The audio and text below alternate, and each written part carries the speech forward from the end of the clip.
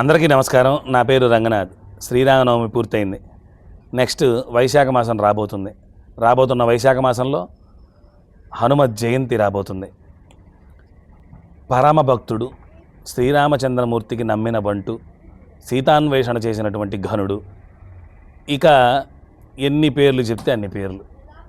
అన్నిటికీ కూడా అర్హుడైనటువంటి హనుమ గురించి సుందరకాండ ఆధారితంగాను, అదేవిధంగా ఉత్తరకాండ ఆధారితంగాను, దాంతోపాటు కిష్కింధకాండ ఆధారితంగాను, రామచంద్రమూర్తిపై తనకు ఉండేటటువంటి గౌరవ భావం లేదా భక్తి భావాన్ని, దాంతోపాటు ఆయన ఎంత ధృతితో అనుకున్న కార్యాలను నెరవేరుస్తాడు.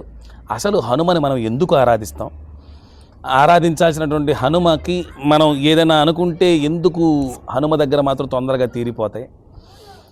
ఆయన దగ్గరికి వెళ్ళి చూస్తే, ఆయన రూపాన్ని ఒక్కసారి తనివి తీరా చూస్తేనే మన మనసు ఎందుకు పులకించిపోతుంది? ఎందుకు ఎక్కడో తెలియని ధైర్యం వస్తుంది?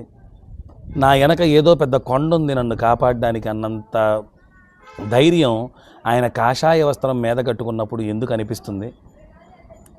మనోజవం మారుతతుల్యవేగం జితేంద్రియం బుద్ధిమతాం వరిష్టం వాతాత్మజం వానరయూధముఖ్యం శ్రీరామదూతం శిరసా నమామి.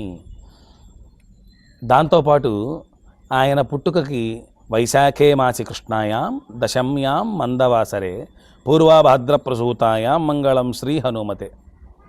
వైశాఖ మాసంలో కృష్ణపక్షములో దశమి తిథి నాడు, దశమ్యాం మందవాసరే శనివారం రోజున పూర్వాభాద్ర నక్షత్రం కలిసి ఉన్నటువంటి సమయంలో ఆ మంగళప్రదుడైనటువంటి హనుమ జన్మించాడు అని మనకి ఉంటుంది.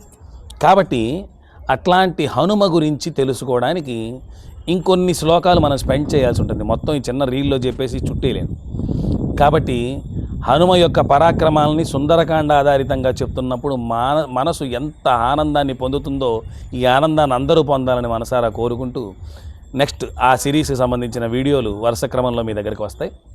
చూసి మీకు నచ్చితే లైక్ చేసి ఛానల్ని సబ్స్క్రైబ్ చేసి మమ్మల్ని ప్రోత్సహించవలసిందిగా కోరుతున్నాం. నమస్కారం.